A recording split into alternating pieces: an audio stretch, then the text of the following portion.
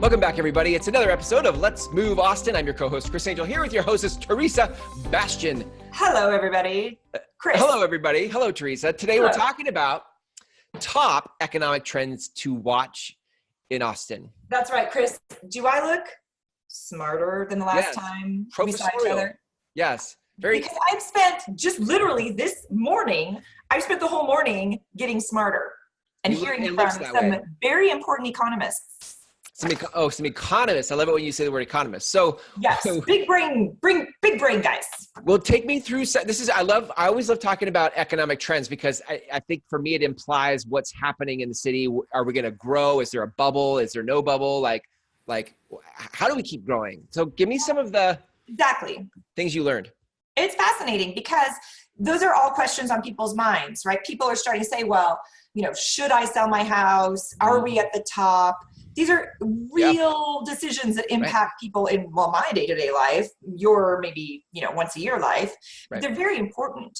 Yep. And there's a lot of talk in Austin about, companies relocating here. You might have heard we are a finalist for the Amazon headquarters, the second Amazon headquarters. Yeah, nice. And it's interesting because public opinion is somewhat divided of whether we even want it. But again, we have to know the economic trends to be able to predict, is it a good thing or a bad thing? Is it a likely thing or an unlikely thing? Right. How do we capitalize on it if it does happen? So yeah, totally.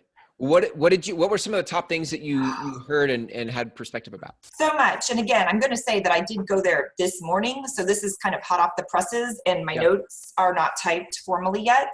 But I thought this was one of the most interesting quotes. I do like to write quotes when I'm at talks. And I think for the last 4 or 5 years, Austin has been coming up as like the top 1, 2, or 3 spot on all the top 10 places to live. Yeah. Best taco. Right. It's always in the top 10 of something. Best places for live-work balance, best places to run a business, best places to paddleboard, you name it. We're somewhere in that list. Yeah. And Bill Perotti, who is the chief risk officer of Frost Bank, which is a very big bank here in Austin. He said, you can't sustain number one at everything. People will always expect you to be exceptional, and that's not possible. So really unpack that at anything. You're the number one basketball player. Yeah. All everybody's waiting for is for you to be normal, right? Or be just slightly less than exceptional. Yeah. And so he's kind of positioning that this run of attention that Austin has deservedly had has problems that go with it because it could be unsustainable if we don't continue to up our city's game. Yeah. Okay. Hey, that takes me back to our last episode. You talk about voting and some of the bond packages, the things that are talked about like that. Some of that stuff is the preemptive. How do we continue to foresee what our city needs as it grows? Well, and it was interesting because yes, some of the things were obviously connected for me on the city level. These gentlemen took it deep. I mean, we were into national politics, international politics, how it affects Austin, Texas, and your home value, my business. It was really fascinating. And I'd love to go on if we could, because it's way more than what you might expect about we just have to have, a good city. Would you like to know what the number one challenge? Yeah. I'm on the edge of my seat here. Let's keep going. What do you think number one challenge is? Traffic. Congestion. Nope. Education. Yes, we have to educate the workforce of the future. Right.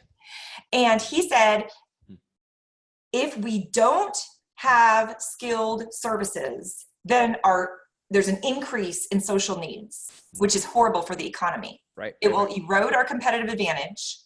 And he made a statistic that I've heard before, but I've always heard it in an educational context, not in a economic context. Yeah. So I've always heard it like at the high school, we're talking about how do we get more tech programs? We need more tech. We need more tech.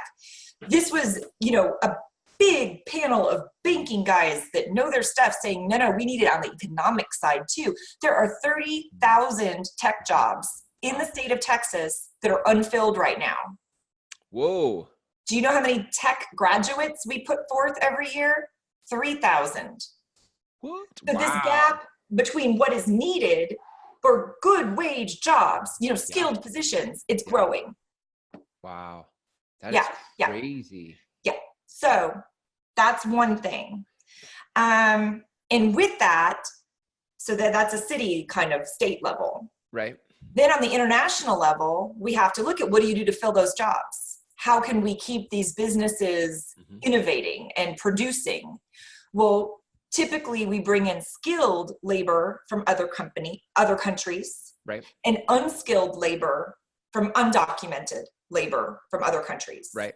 And right now, current national politics have really put a cramp on both of those. Mm-hmm.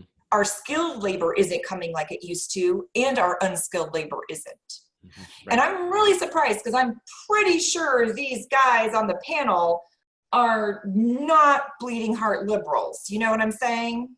Yeah. But they were very clear that this undocumented immigration, any kind of crisis that we hear about, it is a labor force issue, not a legal issue. It shouldn't be considered a law enforcement issue. Right. They're saying their economic research has showed for every 4 people that come across that border, 3 of them are fully contributing to the economy. Wow. And that without them, the building that we have in Austin, in Houston, in Dallas, rebuilding the Texas coast, it will shut down. And all of our economies will suffer. What, I love statistics and I love addressing the issue, right? But what then, did they give you any sort of, or do they have any perspective on well, what do we do about that? Or is that just not part of the conversation? It's just, let's talk about the issues and then. Well, they're economists, so right. They believe in efficiency, right? So they didn't have policy decisions so much as, in the past, when Texas has always had undocumented labor, right? Yeah, right. In the past, when the economy has contracted and those jobs go away, most of those undocumented immigrants go back to their home countries. Yeah. They don't become, welfare moms or whatever the, political term of the day is. Right. They're saying that what we have, we're not talking about it this way, but we have a labor force that requires unskilled, undocumented laborers. And the way we use it is so inefficient. Because we make it hard for them to get here. We make it almost impossible for employers to hire them, even though they need it. So everybody's kind of playing a shell game of acting like they're not doing what we all know they're doing. Right. And then, there's all this clutter about what trouble they might be causing. Right. Yeah, right. So it was not just one person at this point talking. This was a common thread. They are all basically saying we need to, maybe just simplify this. Got it. And I know that there are countries in Europe, this is me just guessing because I haven't had a lot of time to process it as a workforce issue. Right. I've never thought about it that way. Yeah. Although I do know construction, managers that are having a hard time filling crews. I know this.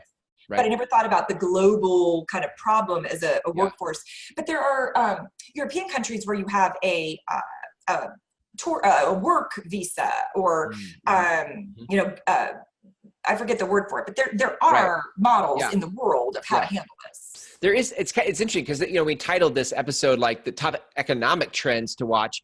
And this is an economic trend, but I do think that at some point your economic trends you're watching do need to turn into a conversation about policy. Because at some point there's we got to because we talked about it. Yeah. What do we do with it? Let's fix it. Let's move it forward. And another thing on a policy level is the conversation about NAFTA, which is, when we're filming this, is very much up in the air what the United States, Mexico, Canada are going to do. Well, being where we sit, 50% of Texas state exports go to Canada and Mexico. Wow. $85 billion worth to Mexico, $15 billion to Canada.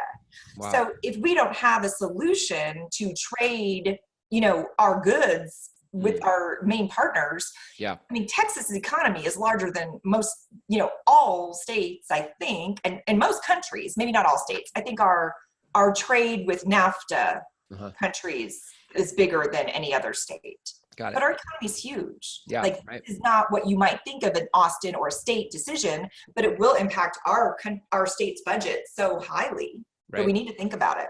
Yeah. What were some other trends that came up that were interesting to you in this? Well, here was, program. Yeah. I didn't want to give it to you when you guessed too early, but transportation. Yeah. Okay. All right.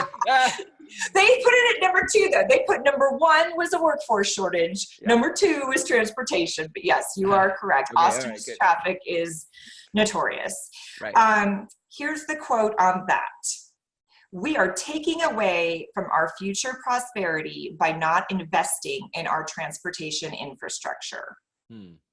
How do they tell me more about that? They took it and again, their language of talking about it is different than I'm usually exposed to by, people just frustrated with traffic or worried about expanding a highway. They're looking at it from like a 300, like 500 foot level down. Right. And they're saying it's a workforce mobilization issue. Got it. Yeah. Okay. Like they don't really care if it's a 4-lane or a 6-lane or an 8-lane highway. That's not the level they're thinking about. Yeah. But they're saying we have to have a way to move mass quantities of workers around our region, or our region will suffer economically. Businesses will stop coming here. Yeah. Yeah. Another panel I saw had someone from Google and someone from Merck. Okay, both companies that are growing their presences here in Austin. And at Google, they have some innovative ways to literally pay their employees not to drive to work. Huh. Wow. Like every day that someone doesn't swipe into their parking garage, they get an extra $5. Sweet. That's awesome. And they have company paid vans. Yeah. The company pays the gas on the van, if they can agree to have 3 or 4 people carpool together. Yeah. That's how bad it is now. Wow. And if it gets worse, companies aren't going to continue to come. Yeah. So got it. That makes sense. Yeah. What else came up? They're saying that we're going to be the fastest growing city in the U.S. for the next 25 years. So everybody wondering if we're at the top of the real estate market. After spending the morning with these guys, I would say I would go with their crystal ball before mine. Sure. Yeah, sure. A lot of data. Years is not a small, that's a quarter of somebody's life, a third of somebody's life. Like that's not. So a lot of people don't realize we're over 2 million now. And we're talking not just the city limits, but the greater Austin metro. Yep. We're over 2 million people and expected to be 4.1 million in 2040. Wow. So when we talk about, our public servants and our decision makers, we have to have such a big future vision. Yeah.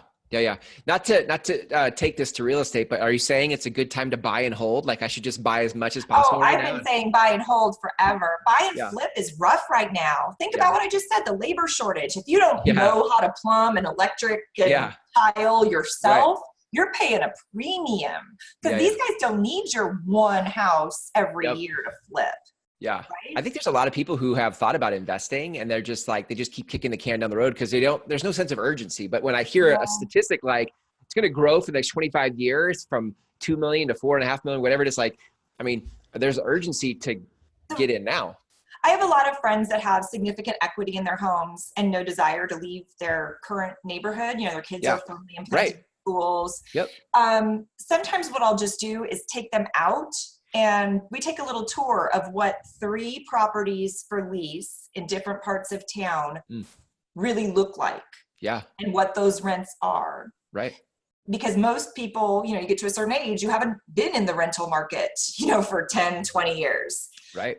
Most of the people I've shared this with are astounded at what people will pay to rent something in Austin. Wow. What $1,500 or $2,000 a month will get you. Wow. Yeah. And that you can buy something where your rent is pretty close to covering that mortgage, if not covering it. Yeah. And then you get the tax break for owning something. Right. So if you had just to play the scenario out, if you had equity, if you'd built equity because of Austin's great appreciation over time when you last bought, you could refi, pull some of that out, go buy an investment property, and the rent would actually cover the mortgage. So it's you just. For sure. And you get the tax benefit of having an investment property. And I have some spreadsheets if you're super dorky like me. I don't get distracted by like the really cute, this house has been perfectly redone, but show me a spreadsheet. I've got a great spreadsheet. And actually, Chris, you'll get a kick out of this. I've been using the same spreadsheet from Kyle Rohrbaugh back when we were together like over a decade ago. Shout out to Kyle. Wow. Yep. It's the best one I've ever seen because it factors in a 10-year spread of your investment. It's a live spreadsheet, so we can factor in, well, what if it appreciates at 5%? What if it's a flat line? Yeah. And it factors in what your tax benefit or loss is, depending on what tax bracket you're in, which the client can input. I don't need to have that level of insight into their business. It's really good. If you're a numbers geek, you should ask me for that. Nice. I love it. That's good. Hey, I love how like we can talk about economic trends and then we can start to look for like the implications. Like, what does that mean for me? Because, you know, some people can just kind of, especially the nerdy ones can be, I get this way when I hear people talk about numbers. It's like very exciting. It's like, ooh, but to actually talk about like, what does that mean for me right now? I mean, I like that. I really expected that there would be a little more of a downplay or watch out, you know, what comes up must come down. But these three gentlemen were very ultimately balmy about Austin and the surrounding area. Really, a company still moving here. The amount of venture capital that's available in Austin is way bigger than anywhere else in the state. There's just no sign of it slowing. Listen, based on, it's cool you say that because based on our last episode where we were talking about voting and the bond package and stuff, like if we're like, hey, listen, I don't know, the future of Austin looks kind of shaky. It's kind of flatlining and it might just die. And on top of that, let's put all this money and increase property taxes for a bond program for a city that's going to die. That doesn't feel great. But for the next 25 years, it's expected to grow. Shoot, like a bond package all of a sudden has some really important context around it. Yes? That's why I wanted to do these episodes in this in the progression we did. I think there's a lot of implications for what I heard today that that I want to know more. I mean, I want to like follow these guys like I'm a groupie for the Grateful Dead. It's good. Get the shirt. Can you get a t-shirt? It's the new Jerry. Yeah, that's good. That's good. I think, are there any other things you want to share around what you went to this morning? Let me check my notes. Economic trends, anything like that? A couple factoids. Sure. 1 out of every 10 workers in Texas is undocumented. 5 out of 10 in agriculture. 3 out of 10 in construction. Wow. The single worst thing, this is a quote, the single worst thing that could happen to Texas is a trade war. 1 out of every $7 that leaves this state goes to another country. Wow. Yeah, so that's what I was saying. This is my fact when I was talking earlier. 80% of what Texas does goes to other countries. The next second and third state are Arizona and Iowa, and they're way farther down the list than us. So we trade more like a country than a state. And I'll leave with this. They really believe in, this is kind of going to your question about, well, how do we get from this 500 feet level to action items? Every single one of them spoke about the importance of collaboration between public and private entities. So whoever we elect needs to be like a city council person, or we've got a mayoral election as well coming up. We need to be thinking, does this person have the intellectual acumen and the strategy experience and the communication skills to pull together these complex groups to get things done? Yeah, that's good. Yeah, I think collaborate. This is probably a political statement, but I really do feel like collaboration is sort of, competition used to be the thing, and now it's collaboration. It's not competition, it's collaboration. The more we can sort of like figure out how to work together to solve problems, I think that's a big deal. Well, and that word collaboration came up between the other panel where the people from Merck and Google were talking about like why they're choosing to invest, in their company building in Austin. And another thing was collaborative environment and just kind of a vibe of the city that we're willing to try new things. So, it was interesting how the same themes seem to repeat. You can definitely see how if Austin is sort of set up to grow for the next 25 years, how important collaboration is and working together to figure out the infrastructure to have all the problems that's going to create it's going to require some level of collaboration, right? And working together to Well, move it forward. and like you said, you and I have known each other a long time.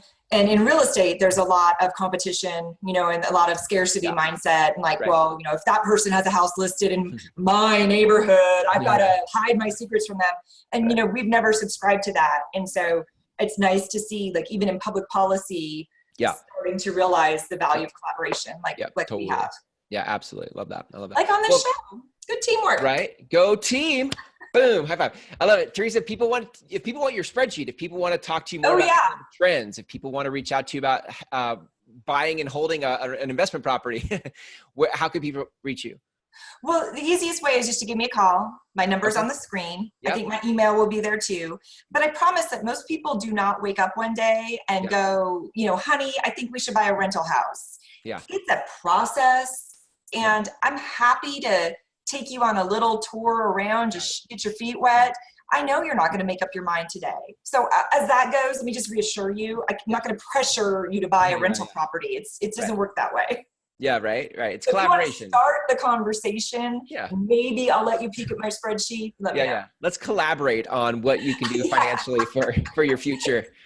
Yes, I love that. Branch. Give me the number. What's the number? What's your number? It's 512-297-3442. Awesome. I love it. Teresa, as always, it's a pleasure. I love having this show with you. It's so fun to co-host and hear all that you're learning and wanting to all the scoop on Austin. Get the scoop. I love it. So until next time, Teresa, thanks and see ya.